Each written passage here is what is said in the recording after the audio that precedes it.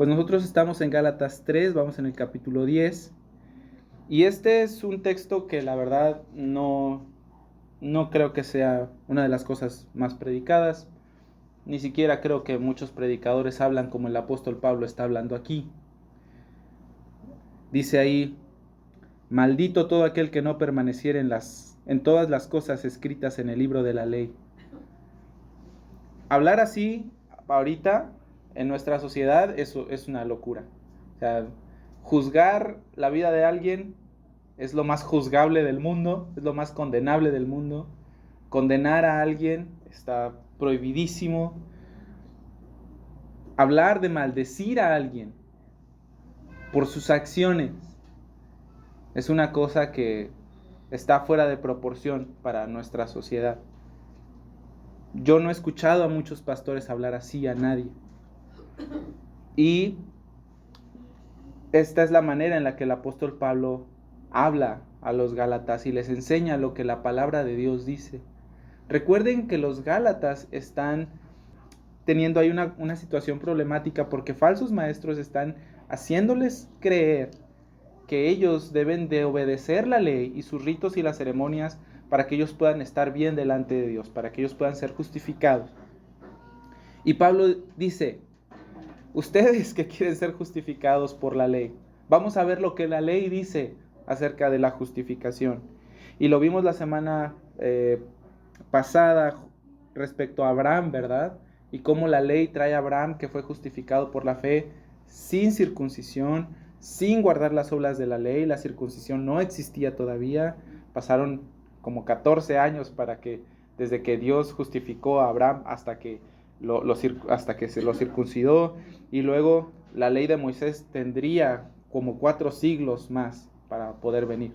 Y dice el apóstol Pablo que los que creen como Abraham creyó, aquellos que por la fe como Abraham creyeron en el Señor, dice ahí, son bendecidos. 3:9, de modo que los de la fe son bendecidos con el creyente Abraham. ¿Por qué los creyentes son bendecidos con Abraham? Y esta es la razón. En el versículo 10 empieza con un porque. ¿Viste? Porque todos los que dependen de las obras de la ley están bajo maldición.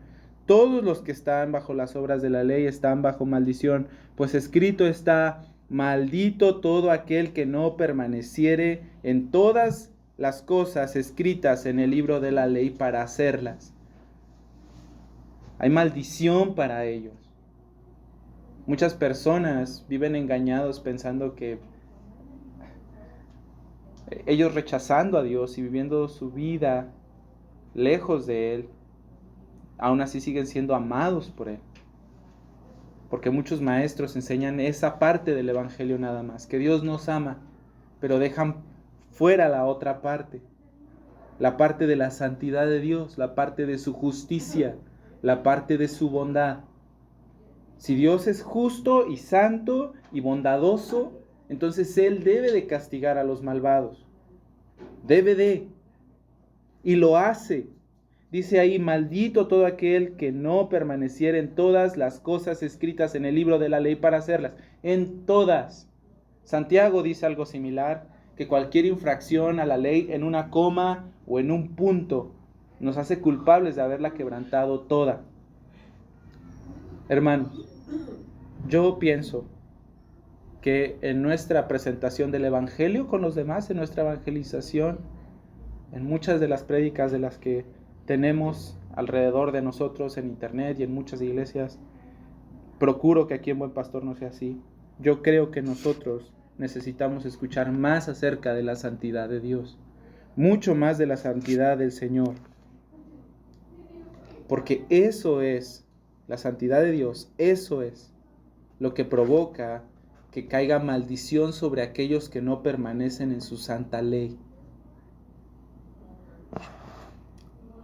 Tal vez nosotros, pienso yo, podríamos llegar a pensar que no hacemos nada tan malo como otras personas, pero nosotros nunca debemos de medir nuestra pecaminosidad con nuestro corazón pecaminoso. Yo creo que sería algo muy muy incorrecto, muy inadecuado. Es como cuando el gobierno se hace una auditoría al mismo, ¿no? O sea, siempre va a salir que todo está bien, ¿no crees? Si nuestro corazón pecaminoso evalúa nuestra pecaminosidad, no todo va a salir mal. Ni siquiera vamos a ser capaces de verlo objetivamente. Pero Dios, hermanos, Dios es santo.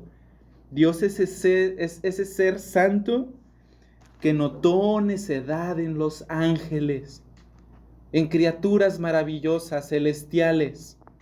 Dios notó necedad en ellos, según lo que dice Job 4:8. Y en sus ojos, a los ojos de Dios, ni siquiera los cielos son limpios. Es lo que dice Juan 15:15. Él es, hermanos, el que ve todos los pensamientos, todas las motivaciones, todas las acciones, y quien según el Salmo 51 ama la verdad en lo íntimo, en las cosas más profundas de nosotros. Dios es ese ser santo. Hebreos 4 dice: no hay cosa creada que no sea manifiesta en su presencia. Y escucha esto: antes bien, todas las cosas están desnudas y abiertas a los ojos de aquel a quien tendremos que dar cuenta. Ese es Dios. Un Dios santo que ve todo y que examina todo y que juzga todo con justicia. Pero nosotros, hermanos, nosotros no somos así, nosotros somos pecadores. Eso es lo que somos. No nos convertimos en pecadores porque pecamos. Es porque nosotros tenemos eso en nuestra naturaleza, que pecamos constantemente. Nosotros somos así, nacemos así. El rey David escribió: en pecado me concibió mi madre. Nuestras debilidades son constantes, muy constantes. Vivimos en imperfección todos los días. Somos solapadores de nuestra propia maldad también. No sé si a ustedes les pasa, como les digo, a veces, a lo mejor yo soy el único marciano aquí, pero yo a veces justifico las cosas malas que hago. No sé si eso también te pasa a ti. Yo creo que ustedes no, porque ustedes son bien geniales. No, ustedes son un pan dulce. De verdad, los quiero mucho. Pero nosotros somos pecadores. Y mira, este es el juicio de Dios respecto a la maldad. En Génesis 6, tan temprano como Génesis 6, Dios ve a la maldad y Dios ve a la humanidad y pronuncia lo siguiente: y vio Jehová que la maldad de los hombres era mucha en la tierra, y que todo designio de su corazón era de continuo solamente mal. Nosotros somos así. Esa es nuestra condición natural. Siendo esto así, nuestros conceptos sobre el pecado y sobre cuán malo es son adecuados, torcidos, deficientes. No podemos juzgar nuestro propio pecado con nuestro corazón pecaminoso. Nosotros no vamos a ver nuestro pecado de la manera en la que Dios lo ve. Nosotros justificamos nuestro pecado. Dios aborrece el pecado. Dice la palabra de Dios que Él es muy limpio de ojos para poder ver el mal, que ni siquiera puede ver el agravio. La palabra de Dios también, como les dije hace ratito en Santiago, dice que la transgresión más pequeña a su ley, si es un punto o en una coma, nos hace culpables de romperla toda. Dios estableció en el libro del profeta Ezequiel, en el capítulo 18, en el versículo 4, que el alma que pecare, el justo castigo para esa alma es morir. Dios juzgará los secretos de los hombres, hermanos. Todo de nosotros. El Señor Jesús lo dijo en Mateo, que en el día del juicio el Padre dirá: apártense de mí, malditos, al fuego eterno preparados para el diablo y sus ángeles. Escucha cómo habla el Señor Jesús. Dice que el Padre dirá: apártense de mí, malditos. Malditos. ¿Ves? Cualquier persona que busca justificarse bajo los términos de la ley, según el apóstol Pablo en Gálatas, cae en una maldición. ¿Por qué? Porque la ley de Dios, según lo que dice ahí Gálatas, en Deuteronomio 27:26, Dice así, escrito está, dice en Gálatas. La cita es de Deuteronomio 27:26. Maldito todo aquel que no permaneciere en todas las cosas escritas en el libro de la ley para hacerlas todas. Si una persona llegase a buscar su justificación delante de Dios por cómo se comporta, por su desempeño, por lo que hace bien o lo que hace mal, entonces él siempre, lo único que el cielo tendrá para esa persona, siempre será maldición. Por cuanto él es un transgresor constante de la ley. Todos los días, mucho tiempo. A veces nosotros pecamos y ni siquiera nos damos cuenta. Así habla Dios. Esto es lo que hay para aquellos que buscan justificarse por la ley. Y esta es una verdad, hermanos, que necesita traerse de vuelta. Necesita traerse de vuelta. Mira a las personas. Hace ratito lo decías tú, cómo se evangeliza, ¿no?, a los demás. ¿Qué se les dice? ¿Cómo les enseñamos que necesitan a Dios? Nosotros vivimos en una época de relativismo moral. O sea, relativismo moral significa, pues depende. Lo que es bueno para ti no necesariamente es bueno para mí. Lo que tú consideras mal no tiene por qué ser malo para mí.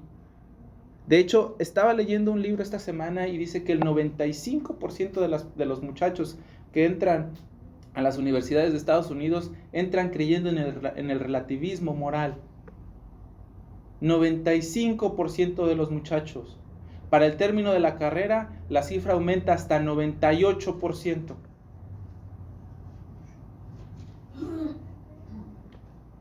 Nosotros vivimos en una época así.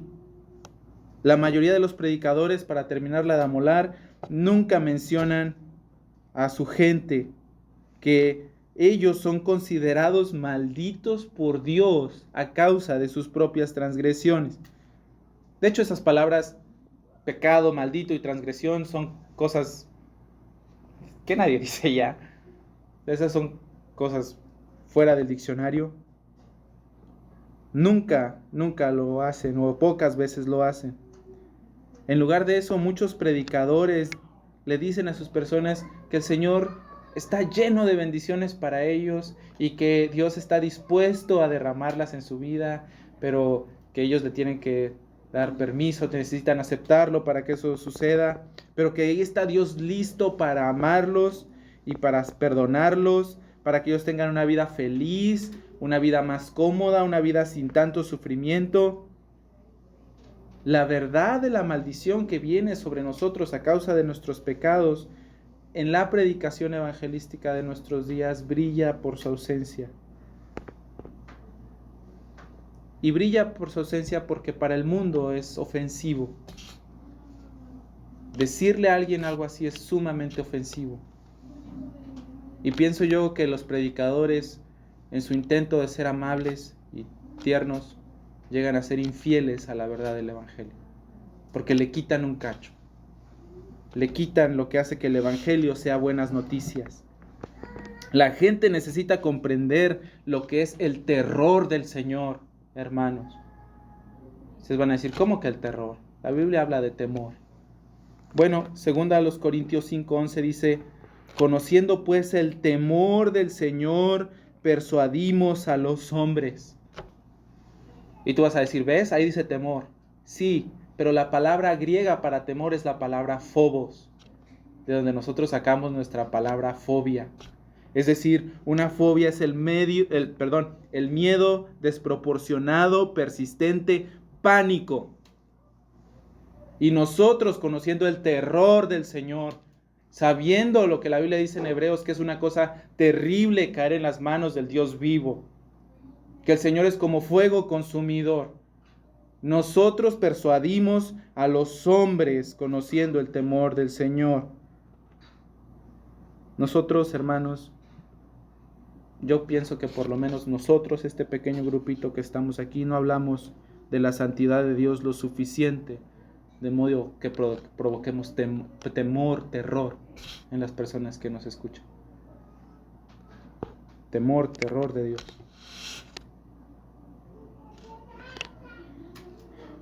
Pero no seríamos mala onda en hablar así, no seríamos juiciosos, no estaríamos condenando a la gente. Tal vez ese no es nuestro lugar.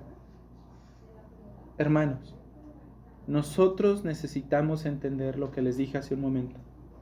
Mientras una persona no se arrepienta de su mal y mientras no crea en el Señor Jesús, solamente en Él, porque Él es el único camino de salvación, mientras eso no suceda, lo único que el cielo tendrá para darle a esa persona será condenación, maldición y sufrimiento eterno.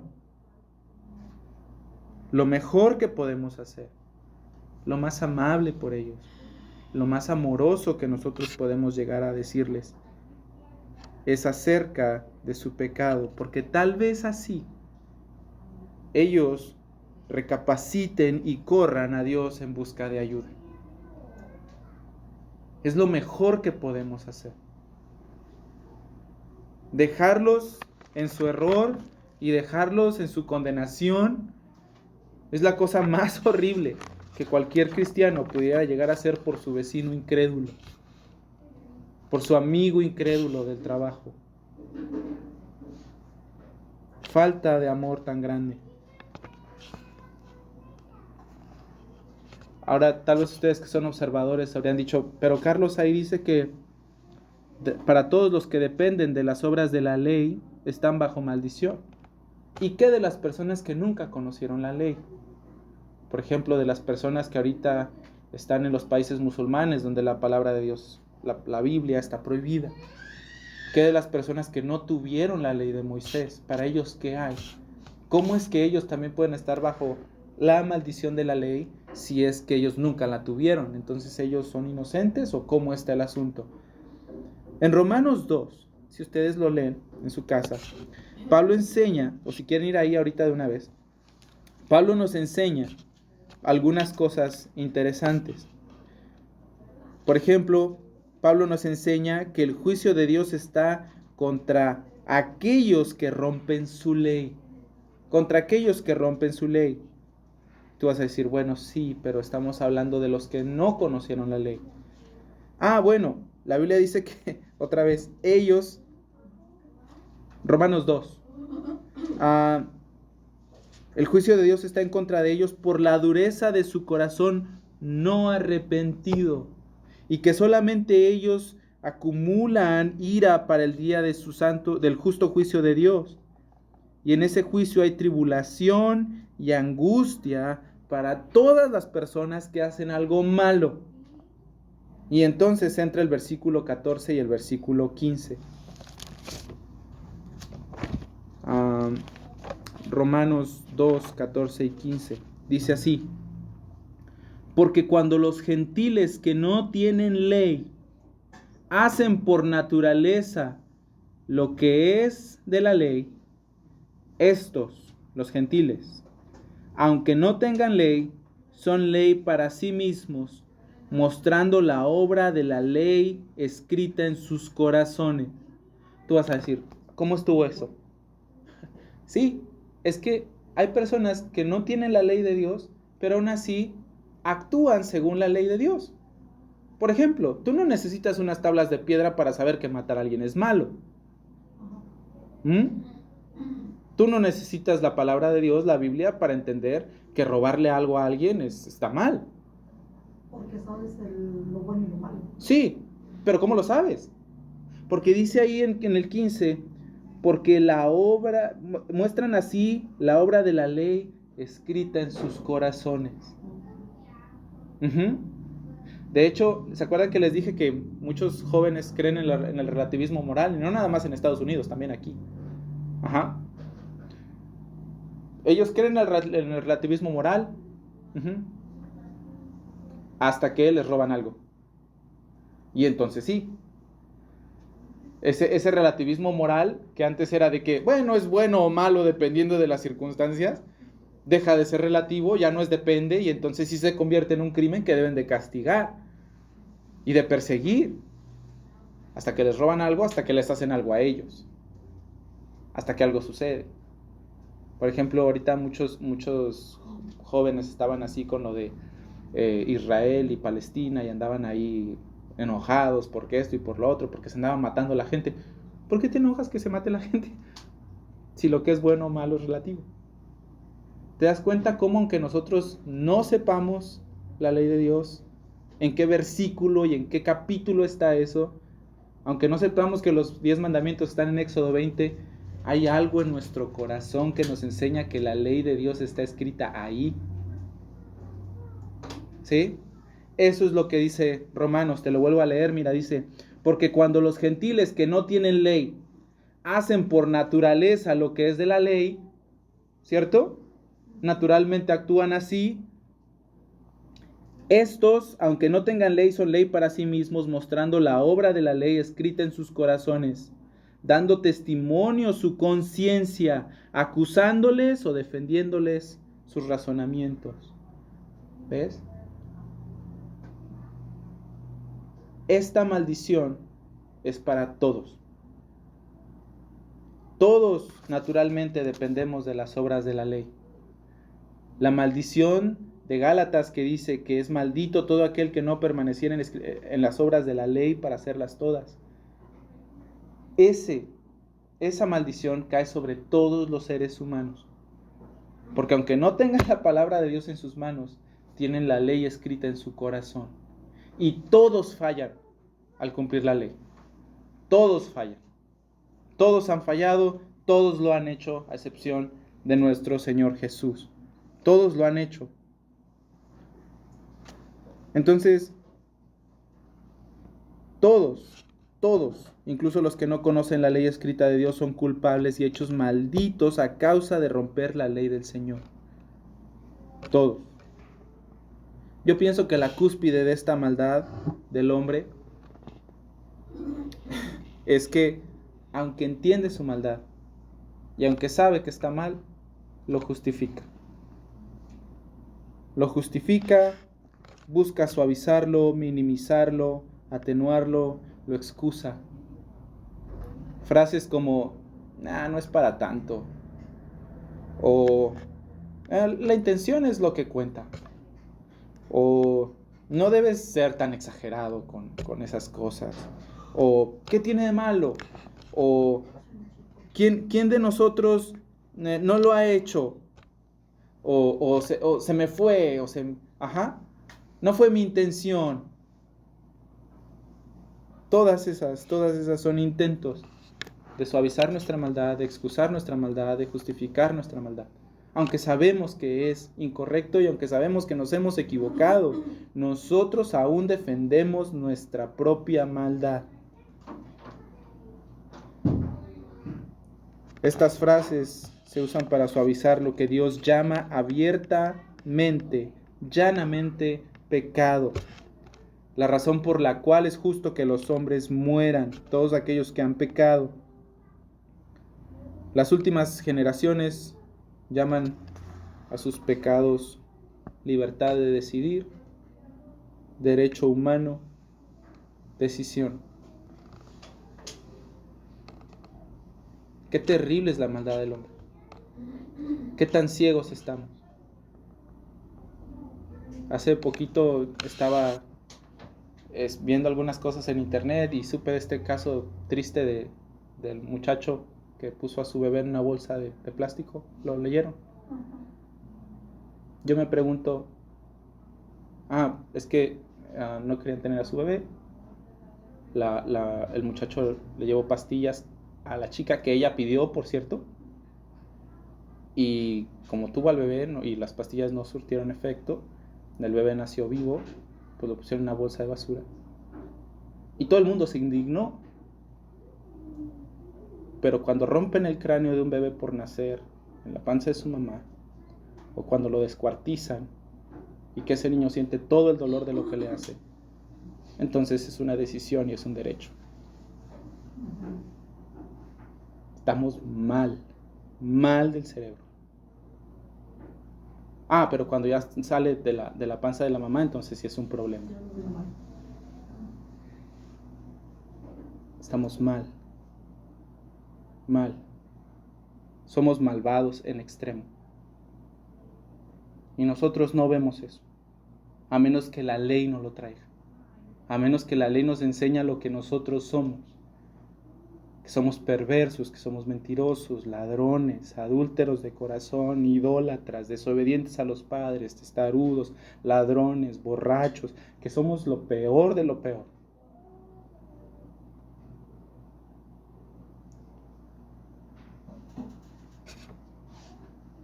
Yo pienso que tal vez algunos de nosotros no vemos suficientemente claro cuán sutil es el pecado en nuestra alma. Y aún seguimos tolerándolo, justificándolo, guardándolo. Aunque sabemos lo que la ley de Dios dice, y aunque nosotros comprendemos que la ley es santa y buena, seguimos guardando y desobedeciendo, seguimos guardando nuestro pecado. Entonces Pablo aquí con valentía, pienso yo, hace lo que todos los predicadores debemos de hacer: decir las cosas por su nombre. Todos los que comparten el evangelio también deben de hacer lo mismo: hablar claramente sobre el pecado y que los hombres nunca, jamás pueden llegar a ser justificados por las obras de la ley. Nunca. Porque ahí dice en el versículo 12, la ley no es de fe. ¿Y por qué no? Bueno, porque el que hace esas cosas tiene que vivir por ellas. La ley no espera en recibir algo, la ley trabaja por algo.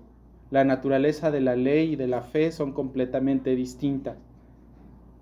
Completamente distintas. Entender estas verdades hace que el evangelio, hermanos, sea maravilloso y dulce. Solamente para aquellos que comprenden su propia maldad y su propio error y hasta dónde llega el grado de su pecaminosidad. Ellos entienden el evangelio como algo verdaderamente dulce. Una comprensión correcta del pecado es la raíz de la fe salvadora. Ahí es de donde viene. Piénsalo un poquito. Si alguno entiende la verdad de su pecado y la severidad de la maldición que tiene sobre su cabeza, entonces él va a poder buscar salvación, perdón. Tal vez alguien podría llegar a decir, yo no soy tan mala gente. Bueno, ¿cuántas veces rompes la ley de Dios? Es más, ¿cuántas veces rompes la ley de Dios al día? ¿Cuántas veces la has roto ya? Es incontable, mucho más allá de los números que sabes contar. ¿Qué va a hacer el Dios justo con eso? ¿Barrerlo debajo de la alfombra del universo? No. Es tan importante que nosotros entendamos el pecado y lo que hace en el corazón del hombre. ¿Y por qué es tan importante? Bueno, porque entonces aquí el apóstol Pablo dice en el versículo 13, Cristo nos redimió de la maldición de la ley. Es hasta que nosotros entendemos la severidad del juicio de Dios que está sobre nuestra cabeza todos los días mientras no somos creyentes, que entonces nosotros podemos leer con gratitud y con dulzura y con amor estas maravillosas palabras que están en el versículo 13. Cristo nos redimió a nosotros de la maldición de la ley. Porque la palabra de Dios dice en el Salmo 7:11 que Dios está airado de ira. Dios está airado todos los días contra los malvados. Todos los días. No hay un día en el que Dios no esté airado con ellos. Ahora yo quiero que notes esta parte del versículo 13 que dice Cristo nos redimió. Esta palabra, redención, es una de las palabras maravillosas de la Biblia. Es el hilo rojo que corre por todos los libros y capítulos de la palabra de Dios. La redención es una figura que aparece en el Antiguo Testamento. Hay una figura que se llama el pariente redentor. Y era uno que libraba a un pariente suyo de la esclavitud. En los tiempos del Israel antiguo, las personas podían ir a venderse a ellos mismos en caso de que tuvieran una deuda que no pudiesen pagar. Incluso si vendiesen todo lo que tuvieran y todas sus tierras, ellos no podrían pagar esa deuda. El último recurso era venderse a ellos mismos para poder pagar la deuda. Pero, dice la palabra de Dios en Levítico 25:48, después de que se hubiese vendido, podrá ser rescatado.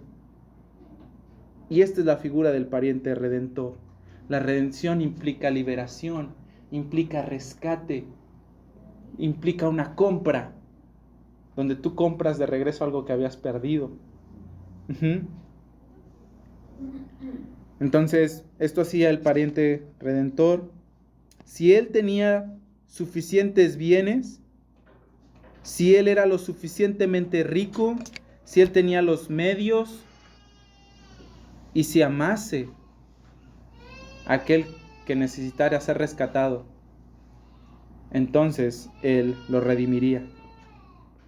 Y dice ahí, Cristo nos redimió de la maldición de la ley. Nosotros no teníamos cómo pagar nuestra deuda. Nosotros no teníamos. Íbamos a morir en la esclavitud al pecado por siempre.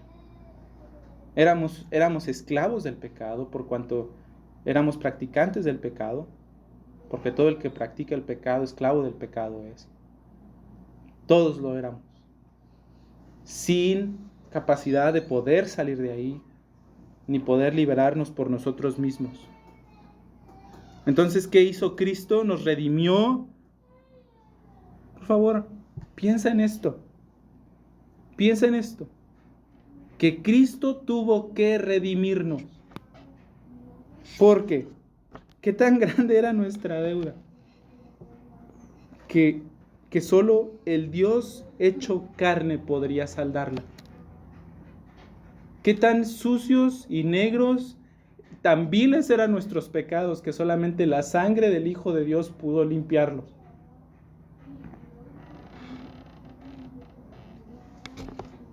¿Qué tan miserable era nuestro estado que Dios tuvo que despojarse de lo mejor del cielo para que nosotros pudiésemos ser comprados nuevamente? Lo mejor del cielo.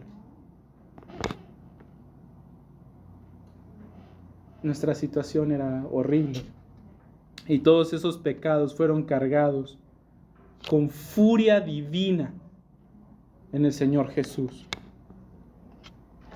¿Recuerdas lo que dice Isaías 53?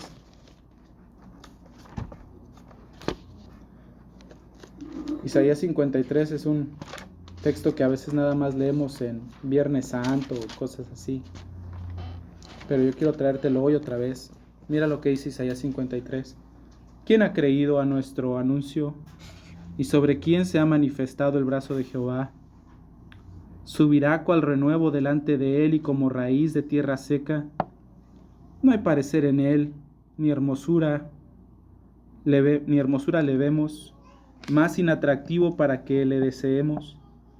Despreciado, desechado entre los hombres, varón de dolores, experimentado en quebranto, y como que escondimos de él el rostro, fue menospreciado, y no lo estimamos. Pero él llevó nuestras enfermedades.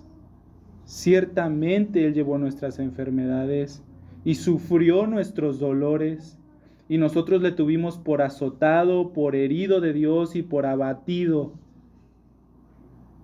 Pero él fue herido por nuestras rebeliones, molido por nuestros pecados. El castigo de nuestra paz fue sobre él, y por su llaga nosotros fuimos curados. Todos nosotros nos descarriamos como ovejas, cada cual se apartó por su camino, mas Jehová cargó en él el pecado de todos nosotros.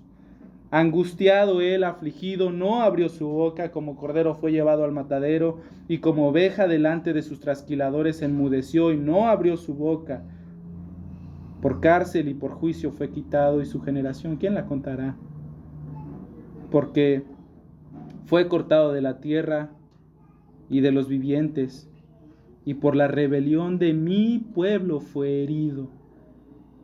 y se dispuso con los impíos su sepultura, mas con los ricos fue en su muerte, aunque nunca hizo maldad, ni hubo engaño en su boca.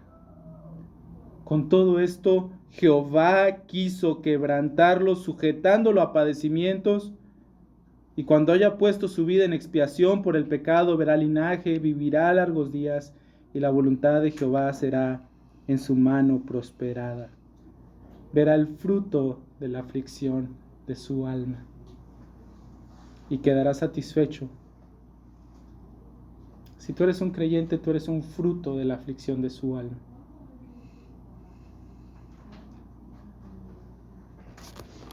Yo creo que Gálatas 3:13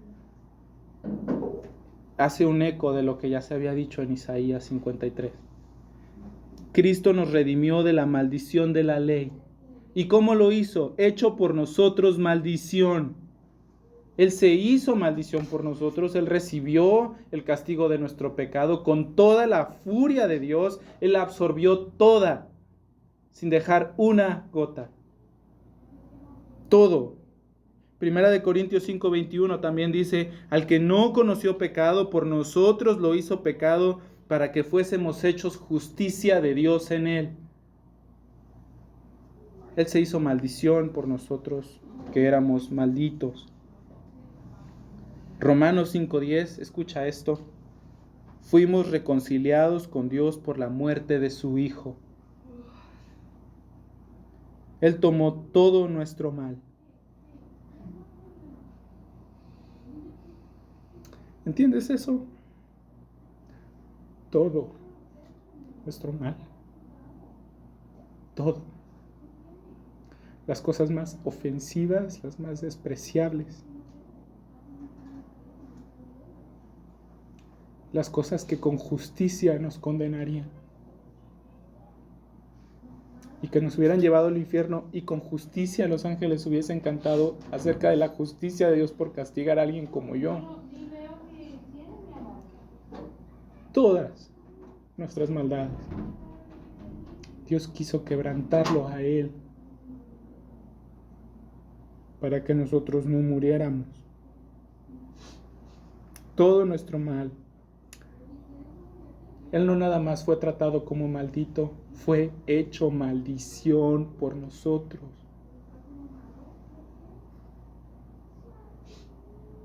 Dios quiso quebrantar a Jesús.